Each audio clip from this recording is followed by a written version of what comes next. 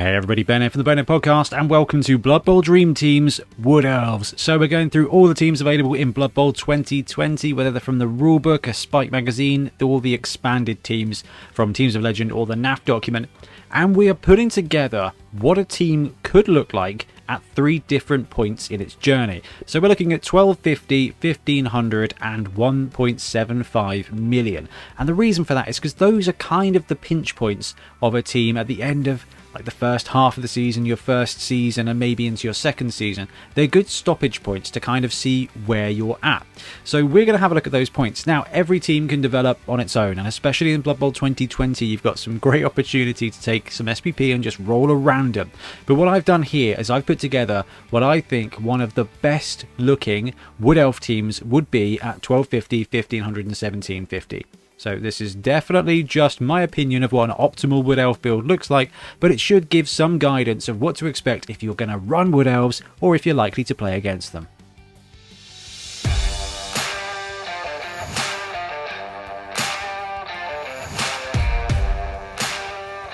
Alright, so let's start off at 1250. Wood Elves are a very expensive team. Now, we're running them in the Bonehead Championship, so if you want to see how a Wood Elf team performs as it develops, it's a very good way of seeing its first 5 games. And then the playoffs, which the Wood Elves may or may not make. No spoilers here. So looking at Wood Elves, there's various different builds to start with, but by the time you get to 1250, whether you started with no War Dancers or whether you went all War Dancers, there's lots of different builds you can take. It should start to look like this. So the roster I'm aiming for at 1250 has got both your War Dancers, 1 thrower, 2 catchers and 7 linemen. That's 12 players plus your apothecary to keep these guys alive. Now when it comes to running Wood Elves, that apothecary is incredibly important. You are going to start this roster with not a lot of stuff. Alright, not a lot of stuff. You may have both your War Dancers and 2 rerolls and an apothecary. You may not. So the roster we went with the Bonehead Championship was, I think, both Dancers, a thrower, 2 catchers, and just 1 reroll. So we went really skinny on the rerolls to get those positionals in early. And by the time you get to 1250, you can pad that out with a few very key things. The apothecary is absolutely the chief among those. Maybe you start with the apothecary and buy a second War Dancer later. It doesn't matter. By 1250, what you want to do is you want to have 2 of the best scoring threats in the game. War Dancers are just the do-it-all player. I know that Leap got nerfed in this edition. However, it is still very potent. If you are dodging, if you are leaping into 3 tackle zones, it's still a what? 4+? 2 tackle zones. It's still a 4. It's still a 4+. Okay, with a reroll, there's a 75% chance of you pulling it off. So you've got a pretty decent shot of jumping into those tackle zones if you really need to. But most of the time, you just don't need to. These guys are movement 8, edge 2+ blodgers. Yeah, I know they've got low armor, but they are just the kings of everything. Now, when it comes to the Wood Elf roster, the thrower is an underrated player. All right, movement 7, edge 2+, passing 2+ with pass means that thrower can essentially throw 3 to 6 squares super easily. 2++ is basically the closest thing to a certainty in Blood Bowl. And if you can chuck another skill on there to make it better, you've got that thrower, and that thrower can just start spreading the ball out. And if you look at this roster, and we've got 2 catchers as well, then you've got 1 thrower, 2 movement 8, strength 3 blodgers, and 2 movement 8, strength 2 dodgers. So your scoring threat becomes phenomenal. Now, what you do struggle with in Wood Elf land is survivability, and that's why the apothecary is so important. Don't mind having a War Dancer, don't mind losing him for the game, as long as you don't lose him for the league.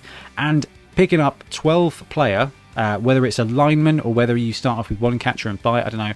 By this time, you may have lost a player, so actually it balances out. But you want to have a bench. A bench with an apothecary is going to mean that you can keep as many Wood Elves on the pitch as possible. Shooting for 2 rerolls is very important as well, but there's a way around it.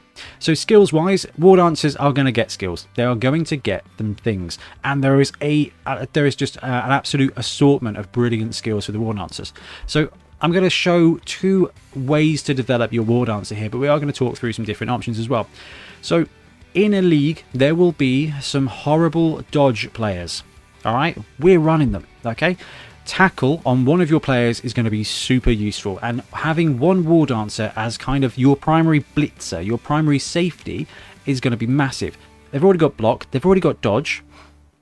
This is the thing with War Dancers, is they've got 2.5 skills already. You don't need anything else. So you can start using those second tier skills, those toolkit bits, and having one War Dancer with tackle is going to start building up a really powerful safety, and that tackle is going to come in incredibly useful. You might come across a stunty thing, in which case that War Dancer is just going to have a great day taking stuff out, but you're more likely to run up against a gutter runner that you need to end, and hack phlegm as well. Now with the second War Dancer, I love pro on a dancer. Okay, we've already talked about leap, and you know what, having pro to get you that 3+ reroll is so important. When you're looking at putting a skill on a player, especially a player that's already got block and dodge, that 3+ is just going to take you from consistent to insanely consistent. Now the only other skill I'd think about putting on a dancer this quickly would be strip ball. Now with leap you're going to be able to get where you need to go, and strip ball is going to help you pop that ball out, but quite frankly just getting in there and punching is going to be good. Frenzy is also really good, but on this team with very limited strength access, not having a lot of guard is going to mean that when you get into a situation, Frenzy can very much lead you into a dark place of death. So maybe stay away from that one. But for the purposes of this team here, I like one tackle to be safe, and I like a pro to be basically an offensive wizard.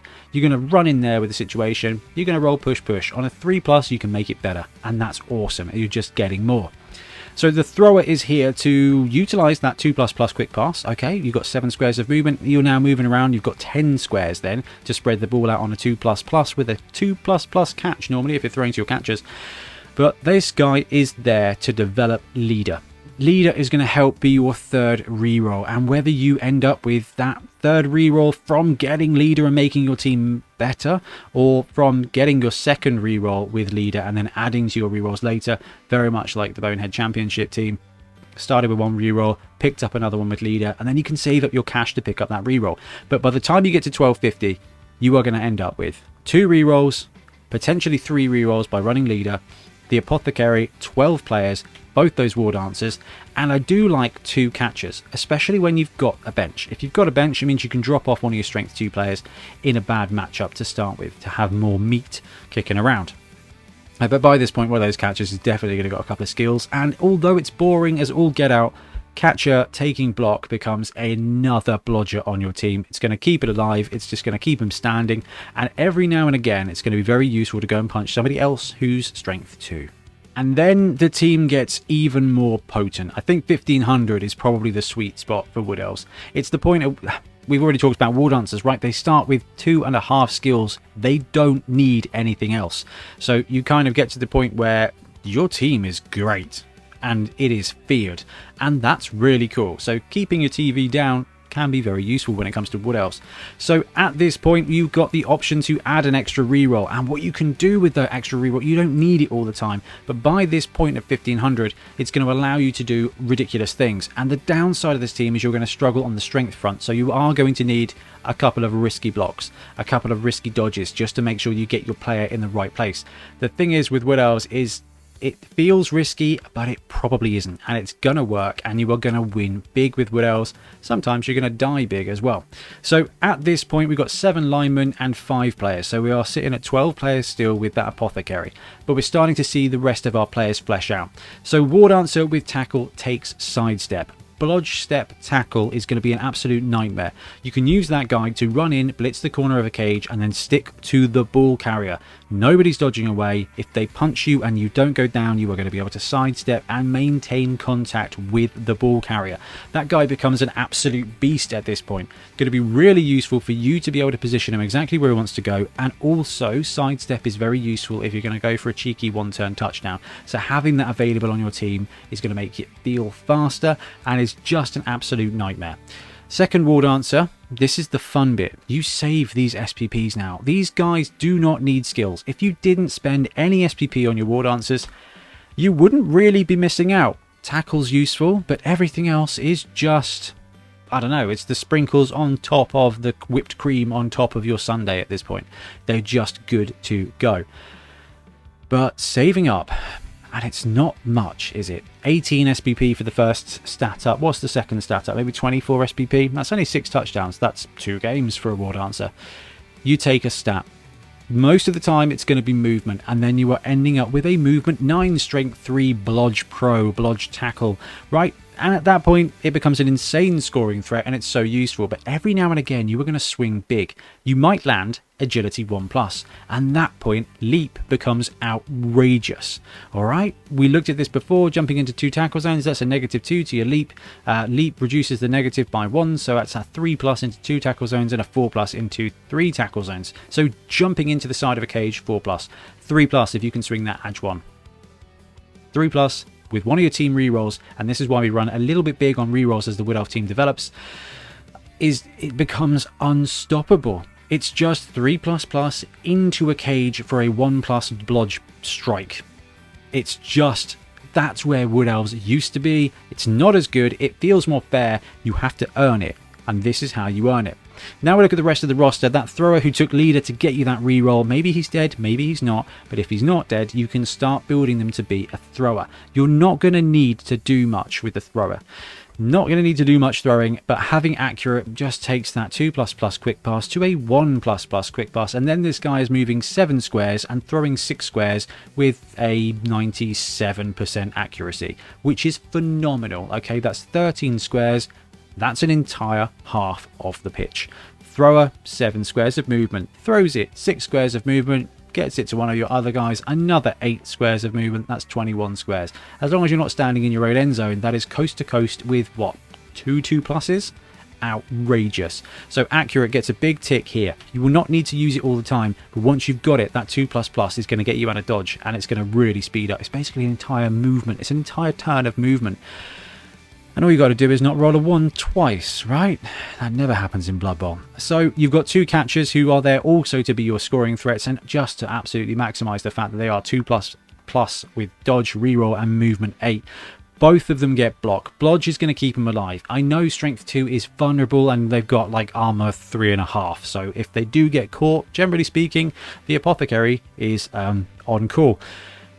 But they start to be additional scoring threats, and that's why having 7 linemen as well with that 12 person, that 12 person on the bench and the apo to keep people alive is so important, because you can swap them out. But catchers are very close to just being utter scoring machines. Sidestep on one, sprint on the other. Spoiler alert, it doesn't matter at this point. Once they're blodgers, they're good to go. Sidestep, we've talked about it with the War Dancer, great for combat, also great for one-turn touchdowns, also great for just trying to get away. And if you've got the ball with a catcher and he's a blodger, your opponent runs in, are both down, and a push. They take the push. You get to sidestep. That's 1 extra square of movement. And sprint is going to make them even faster. Their standard movement 8. Chuck in sprint, their movement 11+, their movement 11, and that's only a couple of blocks away from a one-turn touchdown most of the time, but it also means they're flying around at movement 11, and that's going to be able to give that assist to any one of your other players. Now, with Wood Elves, the Wood Elf linemen are brilliant too. Movement 7, Edge 2+ is going to... I struggle to think of a team that wouldn't want to take that as a positional, like take a Wood Elf lineman as a positional for movement 7, Edge 2+. Well, that's just one of the best runners you've got right there, and you get them for a very bargain price. Now, by this time, they've probably got some SPPs kicking around. You cannot beat a good random on a lineman, but with the elves, they might struggle to survive that long. So you kind of got to pick your skills wisely. One dude with kick is invaluable when it comes to Wood Elves. We've got 4 movement 8 dodge scoring threats, and we've got the rest of them. They're not bad either at movement 7. So being able to control where the ball goes is going to be absolutely huge. At slow teams who spread out deep, you kick the ball real close to you and swarm in. Take some profitable blocks. Take a leap into the open if you need to, and just grab that ball. With that amount of movement and that amount of agility, retrieving the ball is not going to be hard. And you've got a pretty good thrower to be able to hoon it away if you need to. So kick, drop them back, keep them close. It's up to you, it's up to the matchup, but you are going to be able to divide that team, and that's going to help your team be safer. Because if you're playing against a bash team and they've got 5 guys in the backfield, that means you're only having to face 6 on the front, and that's not going to bring their numbers to bear, and that's going to give you a little bit more survivability for you to do that classic elf thing of swoop in and divide their team. Once you get 3 or 4 guys in between their line of scrimmage and their backfield where the ball is, you are going to win that fight more often than not, because it's going to force them to activate. It's going to force them to retreat. It's going to force them to take activations that they're not spending hurting you. Your vulnerability being hurt. Their vulnerability probably doing everything we just talked around. So that's going to massively play into you as well. So having those catches with extra movement is going to be huge. So lineman, kick, spread the ball. Love that. Now, regular skills for the lineman here is the classic choice. Do I go block, wrestle, or dodge? They are all great skills. I cannot recommend one dude having wrestle enough. It's going to give you that opportunity when they have got blodge. Wrestle is going to drop them down when they get it. If they've got sure hands and you've gone the strip ball route with one of your war dancers, having that wrestle ability on just a normal dude who's going to 2+ into the open, swoop round, maybe takes a bad dodge to get in on the ball, it's going to pay off. You've got rerolls. Dodging into 2 tackle zones here is a 4+. You've got team rerolls. That's a 75% chance of your wrestle lineman being able to walk right in and one-dying the ball carrier and looking for a both down or a POW star, or probably a push to get them out the other side. These are very reasonable odds to turn a game into an absolute rout, and one lineman with wrestle can be the piece that you need. Otherwise, you just chuck dodge on them. It's going to keep them alive, and when they don't want to be in line of contact anymore, they just 2++ away to safety. So we look at the big list now. We're looking at the 1750 range. I think this roster comes in at 1755. We already had 3 rerolls. We had an apothecary. We had 12 elves. So that's a bench without spending too much. So now we're going to add a tree. And the reason we're going to add a tree is because if you think about the vulnerability of elves, it's being maimed. What's very hard to maim? A strength 6, armor 11+ big guy. So there's counter thoughts here one way or another about wood elves with trees. At the World Cup a few years ago, we saw a massive rise in the tree being used, and that is because it's one less player to bring on. It's the price of 2 linemen basically. And often, and especially as a league develops, you are going to lose linemen. Tackle is going to come into effect. You know, there's going to be some opportunities to take your guys out. That's going to be very difficult against a tree. And when you brew that tree up to have guard, it starts creating opportunities for you on offense as well. Because then when you open with wood elves, you've got 5 elves on the line. You're going to take a couple of good blocks, and then everybody else is going to dodge away. When you've got a guard tree on the line, you've got a guard tree on the line and 2 strength 4 wood elves. At that point, you're throwing 2 die block, 2 die block. These 2 guys are still standing. 3 die block with the tree man. By the way, it's got mighty blow. These guys don't have a lot of strength. Having that extra resilience and that extra strength is huge. However, all right, there's always the risk of it getting the rooted fail, okay, and being stuck there. But at movement 3 compared to the rest of this team, it's going to feel like it's stuck there anyway. So you're kind of okay. It's going to save you some linemen, but you're going to lose it on offense. You're going to be leaving it behind. But sometimes it's just going to get lucky and pow down a couple of guys. And when you've got guard, it's going to keep your guys safer, which is massive. So instead of 3 linemen on the line taking 2 die blocks, it's 1 tree and 2 linemen with a guard assist, which is going to force your opponent to consider whether they put extra people on that line to maximize their blocks, or just don't maximize them. They take a couple of free blocks on your linemen, maybe they're 2 dice, maybe with an extra assist. It becomes less of a slaughterhouse. So the treeman may be the price of 2 linemen, but it's probably going to save at least 1 lineman's life. So you get a net gain, plus treemen are great models, so go for that. Magnets. So at this point, our War Dancer has taken his first stat up. So we've now got a pro stat War Dancer. Best case scenario, Edge 1+. Strength 4 is interesting on a War Dancer. I would definitely not turn it down. At that point, the piece becomes 200 and something K, but you've got your very own star player, and a Strength 4 War Dancer it's gonna cost you friends, and that's okay too. Then you take tackle. Alright, he's either a movement 9 pro dude with tackle now, he's a movement 9 edge 1+ leaping machine with tackle now, and pro to re-roll that failed leap if you need to, or he's strength 4 and you have no friends again. So we're on that one. That extra stat, going to be huge. Then you take tackle. The other War Dancer who's got tackle and sidestep, save up, take a stat. They don't need anything else. You can go strip ball and go for the opportunity to pop the ball out. You can go frenzy and give that a go as well.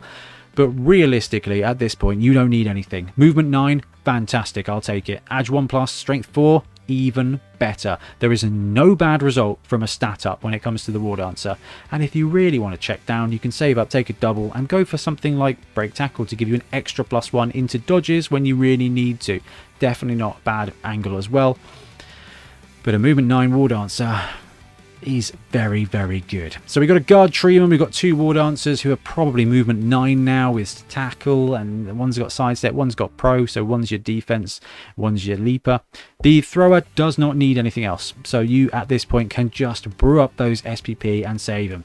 At some point it may be beneficial, if you're happy with 3 rerolls only, you can bin that thrower off, get a new one, score a couple of touchdowns, and start brewing them up to have accurate, and then on the ball to just really maximize your receiving turns. Then your 3 squares of movement followed by a movement 7 piece followed by a 6 square throw on a 2+ with a reroll. That's just an outrageous amount of squares. That's 16 squares in one turn with a single 2+, except to pick up the ball, of course. So you can bin off the leader, throw it if you don't need him. At this point, you've got enough cost to be able to replace him. I like having that extra reroll. I don't want to throw all the time. I am going to want to reroll all the time, and having 4 rerolls may seem too much, but it means you can take that 3+ leap with a reroll in there. You can take that 1 die block because it's going to be safe, except for when you roll the skull. And you know what? 1 in 6 times it's going to go wrong. Actually, that's not fair because you've got that reroll. 1 in 36 times it's not going to go well, which means 35 times out of about 36, it's going to do what you want it to do. Those catchers, sidestep, sprint, 2 elements here. They can run around and support you wherever they need to do. Your opponent makes a breakthrough. Actually, you've got catchers that can run free and support and get in the way. But it also means you've got 2 1-turn touchdown threats here. Movement 8. 3 extra squares. You need 2 successful blocks to make it happen. We've got a video on how to do it with Skaven, and by this point, if you've got that element on there with the catchers, they're good to go as well. Then you save up and try and make a movement 9 because it is a bargain, and quite frankly at this point they don't need anything else. So if you want to, you can just bin that off and go for movement 9 as well. This is the thing with Wood Elves. When it comes to the War Dancers or the catchers, they're the only ones that can really say, yeah, my first skill is going to cost me 18 SPP, but it's going to be +1 movement all of the time. Could you try again? Apologies, Siri is apparently a big fan of Wood Elves. So we've got those 7 linemen, kick, dodge, wrestle. 1 guy gets tackle because it's always useful at this point in a league to have that extra element. 3 rerolls and the apothecary will round this team out. You are still vulnerable to heavy bash teams, but that's only if you don't evade them. And what you've got here in a way of specialism is just that ability to score, that ability to turn a turnover into an absolute rout of a game. So Wood Elves got downgraded in this edition. They are not as consistent as possible. You have to play them a little bit harder. But if you play them well and you brew up a team like this is all offense. You've got some opportunities to turn off the ball with those War Dancers, and quite frankly, just with your linemen. You've got those rerolls, so you don't need those combat skills, which means you can focus on being slippery and fast, because you know what? Every time you punch that ball back, you've got a great receiving team. You've got a great ability to turn it over, to run it to the house. Anyway, do let me know what you think of my Wood Elf Dream Team. Wood Elves are great fun, and in this edition, they are still very powerful. They're just not S tier anymore, because S tier got taken away, but nobody told Hackflem that. Anyway, thanks very much for watching. We'll be back soon with more Blood Bowl content. Happy dodging. Thanks very much for watching. We really appreciate your support. If you want to help support the channel even further, please like and subscribe, or come join us on our Patreon. We have early access to content. We get loads of feedback from you guys, and we try and do competitions as much as we can. Or you can get yourself some Bonehead podcast merch on our Spreadshirt site. So if you want to support a team, especially for the Bonehead Championship, you can pick up a shirt, a mug, things like that. It all helps support the channel, and we really appreciate it. Anyway, links below. Thank you very much. Happy blocking.